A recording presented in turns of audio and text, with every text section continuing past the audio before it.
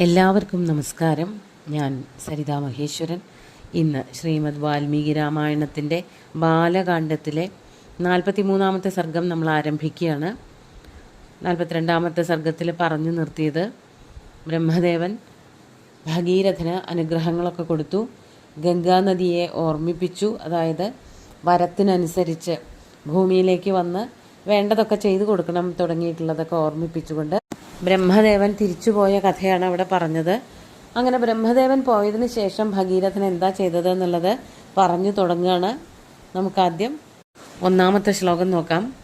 ദേവദേവേ ഗതേ തസ്മിൻ സോങ്കുഷ്ഠാഗ്രനിപീഡിതാം കൃത്വാ വസുമതീം രാമ വത്സരം സമുപാസത.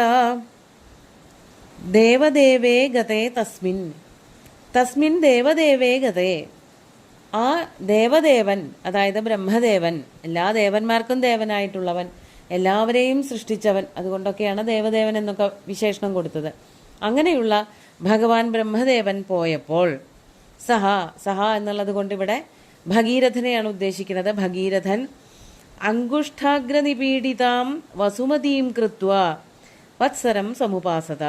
ഹേ രാമ, അല്ലയോ ശ്രീരാമ, ആ ഭഗീരഥൻ എന്താ ചെയ്തത്? അങ്കുഷ്ഠാഗ്രനിപീഡിതാം വസുമതീം കൃത്വ. അങ്കുഷ്ഠാഗ്രം എന്ന് പറഞ്ഞാൽ കാലിലെ പെരുവിരല്, തള്ളവിരല് മാത്രം ഊന്നി ഭൂമിയിൽ നിൽക്കുക. ആ നിൽപ്പിനെയാണ് അങ്കുഷ്ഠാഗ്രനിപീഡിതാം വസുമതീം കൃത്വ എന്നുള്ള വാക്കുകൊണ്ട് ഉദ്ദേശിച്ചത്. അങ്കുഷ്ഠം കൊണ്ട് മാത്രം, അതായത് തള്ളവിരലുകൊണ്ട് മാത്രം ഭൂമിയെ സ്പർശിച്ചുകൊണ്ട് നിൽക്കുക. ആ ഒരവസ്ഥയിൽ നിന്നുകൊണ്ട് വത്സരം സമുപാസത. വത്സരം കടന്നുപോയി എന്ന് പറഞ്ഞാൽ 1 കൊല്ലം. അങ്ങനെ 1 കൊല്ലം ഭഗീരഥൻ തൻ്റെ കാലിലെ പെരുവിരൽ ഊന്നിക്കൊണ്ട് നിന്നാണ് ശിവനെ പ്രീതിപ്പെടുത്താനായിട്ട് തപസ് ചെയ്തത്. അങ്ങനെ 1 കൊല്ലം കഴിഞ്ഞപ്പോൾ എന്താണ്ടായത്? 2-ാമത്തെ ശ്ലോകത്തിൽ പറയാണ്, അധ സംവത്സരേ പൂർണേ സർവലോക നമസ്കൃത ഉമാപതി പശുപതി രാജാനമിതമബ്രവീത്. അധ സംവത്സരേ പൂർണേ. അങ്ങനെ 1 കൊല്ലം കഴിഞ്ഞുപോയപ്പോൾ, 1 കൊല്ലമാണല്ലോ ഈ പെരുവിരൽ ഊന്നി തപസ് ചെയ്തത്. അത് കഴിഞ്ഞപ്പോൾ ആരാണ് പ്രത്യക്ഷപ്പെട്ടത്? സർവലോക നമസ്കൃത ഉമാപതി പശുപതി രാജാനം ഇതം അബ്രവീത്. എല്ലാ ലോകങ്ങൾക്കും ആരാധ്യനായിട്ടുള്ള, എല്ലാവരാലും വന്ദിക്കപ്പെടുന്നവനായ ഉമാപതി, പശുപതി, ഇതൊക്കെ ശിവന്റെ പര്യായങ്ങളാണ്. ഉമയുടെ കാന്തനായിട്ടുള്ള പശുക്കൾ എന്നുള്ളത് കൊണ്ട് എല്ലാ തരത്തിലുള്ള ജീവജാലങ്ങൾ, അവയുടെയൊക്കെ പതിയായിട്ടുള്ള ആ ശ്രീ പരമേശ്വരൻ രാജാനം ഇതം അബ്രവീത്, ഭഗീരഥനോട് ഇപ്രകാരം പറഞ്ഞു. അപ്പോൾ പശുപതി രാജാനം എന്നവിടെ സന്ധിയാണ്. പശുപതി പ്ലസ് രാജാനം എന്നാണ് പറയേണ്ടത്. അവിടെ രോരി എന്നുള്ള സൂത്രപ്രകാരം വിസർഗം മാറിയിട്ട് ഇകാരം ദീർഘയേക്കാണ്. വിസർഗത്തിന്റെ തൊട്ടപ്പുറത്ത് രണ്ടും രേഖമാവുമ്പോൾ അങ്ങനെ വരും എന്നാണ് പാണിനീയ നിയമം. അത് വെച്ചിട്ടാണ് പശുപതി രാജാനം ഇതം അബ്രവീത് എന്ന് പറഞ്ഞത്. അങ്ങനെ ശ്രീപരമേശ്വരൻ ഭഗീരഥന്റെ മുമ്പിൽ പ്രത്യക്ഷപ്പെട്ടിട്ട് ഇപ്രകാരം പറയാണ്, പ്രീതസ്തേഹം നരശ്രേഷ്ഠ കരിഷ്യാമി തവ പ്രിയം ശിരസാധാരയിഷ്യാമി ശൈലരാജസുതാമഹം. അല്ലയോ നരശ്രേഷ്ഠ, അല്ലയോ ഭഗീരഥ മഹാരാജാവേ, തേ അഹം പ്രീതഃ, നിന്നിൽ ഞാൻ സന്തുഷ്ടനായിരിക്കുന്നു. നിന്നോട് എനിക്ക് വളരെ സ്നേഹം തോന്നുന്നു, സന്തോഷം തോന്നുന്നു. എന്നെ പ്രീതിപ്പെടുത്തുന്നതിന് വേണ്ടിയിട്ട് എത്ര കാലമായി അങ്ങ് തപസ് ചെയ്തുകൊണ്ടിരിക്കുന്നു. ആ കാര്യത്തിൽ എനിക്ക് വളരെയധികം സന്തോഷമുണ്ട്. തവ പ്രിയം കരിഷ്യാമി, നിനക്ക് എന്താണ് വേണ്ടത് എങ്കിൽ അത് ഞാൻ ചെയ്തു തരാം. അതാണ് തവ പ്രിയം കരിഷ്യാമി എന്ന് പറഞ്ഞത്. അതെന്താണ് എന്നുള്ളത് ശ്രീ പരമേശ്വരൻ തന്നെ അറിയാം. അതാണ് പിന്നത്തെ വരിയിൽ പറഞ്ഞത്, ശിരസാ ധാരയിഷ്യാമി ശൈലരാജസുതാം അഹം. അഹം ശിരസാ ശൈലരാജസുതാം ധാരയിഷ്യാമി. ഞാൻ എൻ്റെ ശിരസ്സുകൊണ്ട് ശൈലരാജസുതയെ, ശൈലരാജൻ ഹിമാലയം, ഹിമവാന്റെ പുത്രിയെ എന്ന് പറഞ്ഞാൽ ഗംഗയെ എന്നർത്ഥം. ശരിക്കും ശൈലരാജസുത, ശൈലജ എന്നൊക്കെ പറയുമ്പോൾ പാർവതീദേവിയെയാണ് ഉദ്ദേശിക്കുന്നത്. പക്ഷെ ഇവിടെ ഗംഗയെ പറ്റിയിട്ടാണ് പറയണത് എന്നുള്ളത് കൊണ്ട് ശൈലരാജസുത എന്ന് പറയുമ്പോൾ ഗംഗ എന്ന് തന്നെയാണ് അർത്ഥം. ഗംഗ എന്ന് അർത്ഥമില്ലാഞ്ഞിട്ടല്ല, പക്ഷെ പ്രസിദ്ധമായിട്ടുള്ള അർത്ഥം പാർവതി ദേവിയാണ്. അപ്പോൾ സ്വർഗലോകത്തിൽ നിന്ന് ഭൂമിയിലേക്ക് ഒഴുകി വരുന്നവളായ ഗംഗാനദിയെ ഞാൻ എൻ്റെ ശിരസ്സുകൊണ്ട് ധരിച്ചോളാം, ശിരസാധാരയിഷ്യാമി എന്ന് പറയാണ് ചെയ്തത്. ശ്രീപരമേശ്വരൻ ഭഗീരഥന് വാക്കുകൊടുത്തു, ഗംഗയെ ഞാൻ എൻ്റെ ശിരസ്സുകൊണ്ട് വഹിച്ചോളാം എന്ന്. ബ്രഹ്മാവ് ഗംഗാദേവിയോട് പറഞ്ഞിട്ടുണ്ടല്ലോ, പറഞ്ഞതുപോലെയൊക്കെ പ്രവർത്തിക്കണം, ഭഗീരഥന് അനുകൂലമായിട്ട് വർത്തിക്കണം എന്നൊക്കെ പറഞ്ഞിട്ടുണ്ടല്ലോ.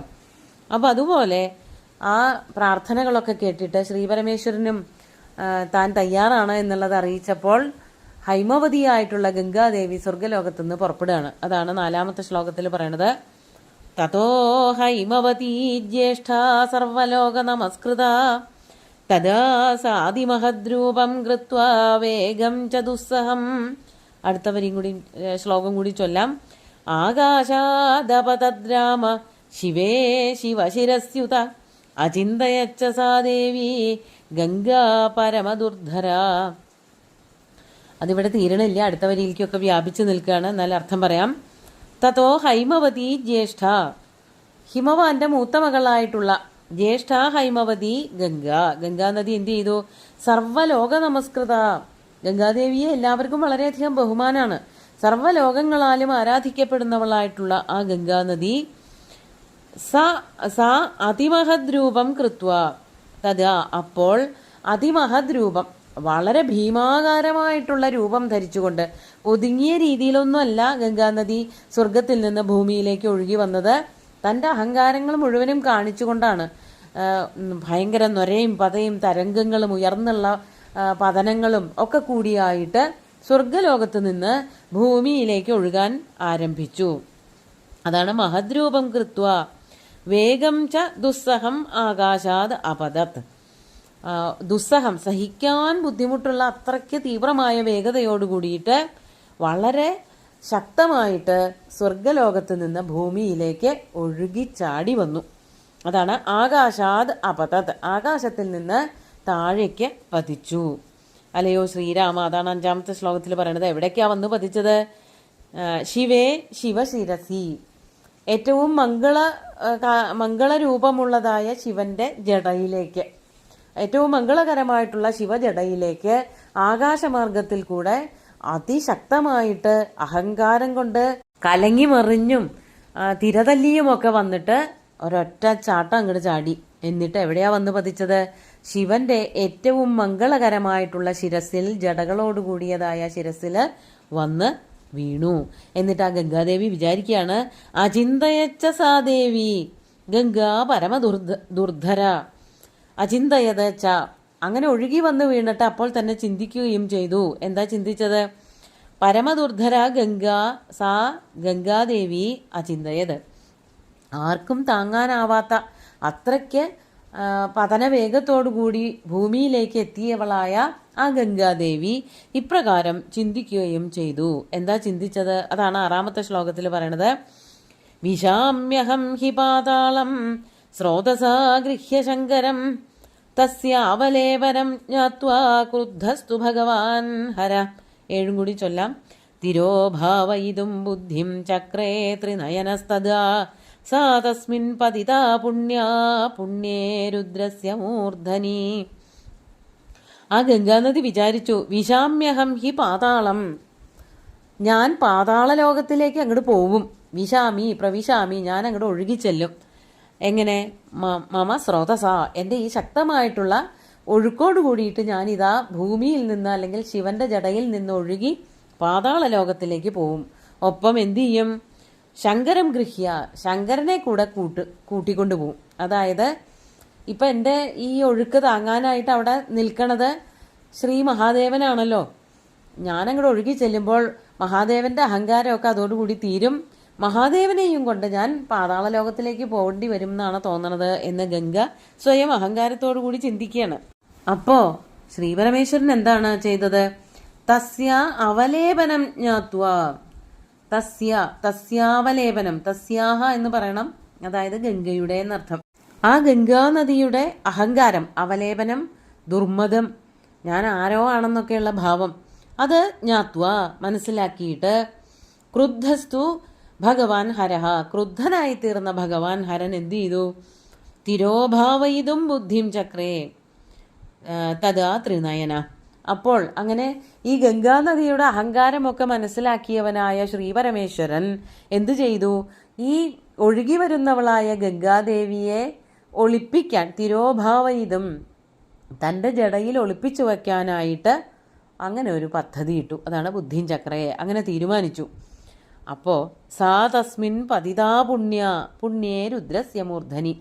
അങ്ങനെയൊക്കെ ഗംഗാനദിയുടെ രീതിയിലും ചിന്തിച്ചു. ശ്രീപരമേശ്വരൻ അവളുടെ അഹങ്കാരം മനസ്സിലാക്കിയിട്ട് അവളെ ജടയിൽ ഒളിപ്പിക്കും എന്നും തീരുമാനിച്ചു.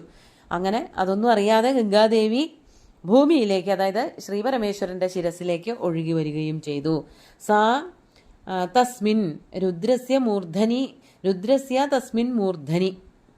ആ ഗംഗാനദിയാകട്ടെ ശ്രീപരമേശ്വരൻ്റെ മൂർധാവിൽ, പുണ്യേ മൂർധനി പുണ്യാസ പതിത, പുണ്യമായിട്ടുള്ള ഭദ്രമായിട്ടുള്ള മംഗളകരമായിട്ടുള്ള ആ ജടകളിൽ വന്ന് വീണു. അഹങ്കാരത്തോടു കൂടി വന്ന് വീണതാണ്.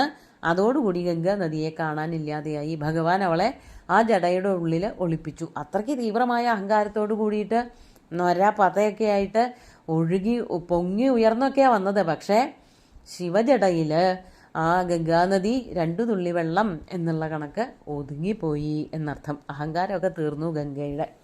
ബാക്കി കഥ അടുത്ത ദിവസം നോക്കാം. ഇന്നത്തെ ശ്ലോകങ്ങൾ ഒന്നുകൂടി ചൊല്ലി നോക്കാം. ദേവദേവേകതേ തസ്മിൻ സോങ്കുഷ്ഠാഗ്രനിപീഡിതാം കൃത്വാ വസുമതീം രാമ വത്സരം സമുപാസത. അധ സംവത്സരേ പൂർണേ സർവലോക നമസ്കൃത. ഉമാപതിഃ പശുപതി രാജാനമിദമബ്രവീത്. പ്രീതസ്തേഹം നരശ്രേഷ്ഠ കരിഷ്യാമി തവ പ്രിയം. ശിരസാ ധാരയിഷ്യാമി ശൈലരാജസുതാമഹം.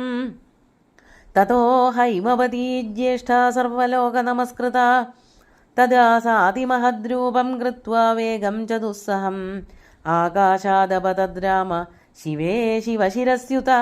അചിന്തയച്ച സാ ദേവീ ഗംഗാ പരമദുർധരാ. വിശാമ്യഹം ഹി പാതാളം സ്രോതസാ ഗൃഹ്യ ശങ്കരം. തസ്യാവലേപനം ജ്ഞാത്വാ ക്രുദ്ധസ്തു ഭഗവാൻ ഹര. തിരോഭാവയിതും ബുദ്ധിം ചക്രേ ത്രിനയനസ്തദാ. സാ തസ്മിൻ പതിതാ പുണ്യേ രുദ്രസ്യ മൂർധനി. ഇനി അതിനുശേഷം എങ്ങനെയാണ് ഗംഗ ഭൂമിയിലേക്ക് ഇറങ്ങി വന്നത്? അതായത് ഇപ്പോൾ ഹരജടയിൽ കുടുങ്ങിക്കിടക്കുകയാണല്ലോ, അവിടെ നിന്ന് എങ്ങനെയാണ് ഭൂമിയിലേക്ക് വന്നത് എന്നുള്ള കഥ അടുത്ത ദിവസം നമുക്ക് നോക്കാം. ഇവിടെ ലീലാവതി ടീച്ചറുടെ വ്യാഖ്യാനത്തിൽ പറയുന്നുണ്ട്, സ്വർഗലോകത്ത് നിന്ന് പതിക്കണത് പോലെയാണ് ഇന്നത്തെ ഉത്തരാഖണ്ഡിലെ ഭാഗീരഥി എന്നു പേരുള്ള പർവ്വത നിരകളിൽ നിന്നാണ് ഭാഗീരഥി ഗഡ്വാൾ അല്ലെങ്കിൽ ഖർവാൾ എന്നൊക്കെയാണ് ആ സ്ഥലം അറിയപ്പെടുന്നത്. അവിടെയുള്ള ഗംഗോത്രി ഹിമാനിയിൽ നിന്ന് ഗോമുഖിലൂടെയാണ് ഈ ഗംഗ പുറത്തേക്ക് വരുന്നത്. അങ്ങനെ പുറത്തേക്ക് ഒഴുകി വരുമ്പോൾ അവിടെ മുഴുവനും പാറക്കെട്ടുകളും മഞ്ഞും ഒക്കെ നിൽക്കുന്നത് കണ്ടാൽ അതായിരിക്കാം കവി അല്ലെങ്കിൽ ശിവനായിട്ട് ശിവന്റെ ജട പോലെയായിട്ട് വർണ്ണിച്ചത്. ആ പർവ്വതങ്ങളുടെ ഉള്ളിൽ നിന്ന് ഭാഗീരഥി നദിയായിട്ടാണ് വരുന്നത്. ഭാഗീരഥി നദിയും മറ്റൊരു നദിയായിട്ടുള്ള അളകനന്ദയും കൂടി ദേവപ്രയാഗിൽ എത്തുമ്പോഴാണ് ആ നദിക്ക് പിന്നെ ഗംഗ എന്ന് പേര് വരുന്നത്. അത്രയും ദൂരം, ഏതാണ്ട് ഒരു 205 കിലോമീറ്ററോളം ഇത് ഭാഗീരഥി എന്ന് തന്നെ അറിയപ്പെടുന്നു. അളകനന്ദയുടെ ആ ഒഴുക്കില് അതായത് ആ പ്രവാഹത്തിലാണ് വിഷ്ണുപ്രയാഗ്, നന്ദപ്രയാഗ്, കർണപ്രയാഗ്, രുദ്രപ്രയാഗ്, ദേവപ്രയാഗ് എന്നിങ്ങനെ 5 പ്രയാഗങ്ങൾ വരണത്. അതിൽ പഞ്ചപ്രയാഗങ്ങൾ എന്നാണ് അതിന് പേര് തന്നെ. അതിൽ ദേവപ്രയാഗിൽ എത്തുമ്പോഴാണ് ഈ അളകനന്ദ നദിയും ഭാഗീരഥിയും കൂടി ചേർന്നിട്ട് പിന്നെ ഗംഗയായിട്ട് രൂപാന്തരപ്പെടുന്നത്. അങ്ങനെ നമ്മുടെ ഒരു സംസ്കാരവും പൈതൃകവും ഒക്കെ ആയിട്ട് വളരെ അടുത്ത് നിൽക്കുന്ന, ഗംഗയൊന്നും ഇല്ലെങ്കിൽ ഭാരത സംസ്കാരം തന്നെ ഇല്ല എന്ന് തോന്നിപ്പോകുന്ന അത്രയ്ക്ക് ഒന്നായി നിൽക്കുന്നൊരു നദിയാണ് ഗംഗ. ഭൂമിയിലേക്ക് എത്തിയ ആ കഥയാണ് പറഞ്ഞുകൊണ്ടിരിക്കുന്നത്, തീർന്നിട്ടില്ല. ഇപ്പോൾ ഹരജടയിൽ പെട്ട് അതിൻ്റെ ഉള്ളിൽ നിന്ന് പുറത്ത് കടക്കാതെ അങ്ങനെ തിങ്ങിക്കിടക്കുന്നതായ ഗംഗയെ പറ്റിയിട്ടാണ് വർണ്ണിച്ചുകൊണ്ടിരിക്കുന്നത്. ബാക്കി കഥകൾ അടുത്ത ദിവസം നോക്കാം. സുന്ദരമായിട്ടുള്ള ശ്ലോകങ്ങൾ ഭഗവാൻ ശ്രീരാമചന്ദ്രൻ്റെ കാൽക്കൽ അർപ്പിച്ചുകൊണ്ട്, ഗുരുവായൂരപ്പനെ സാഷ്ടാംഗം നമസ്കരിച്ചുകൊണ്ട് എല്ലാവർക്കും ശുഭദിനം നേർന്നു നിർത്തട്ടെ. നന്ദി.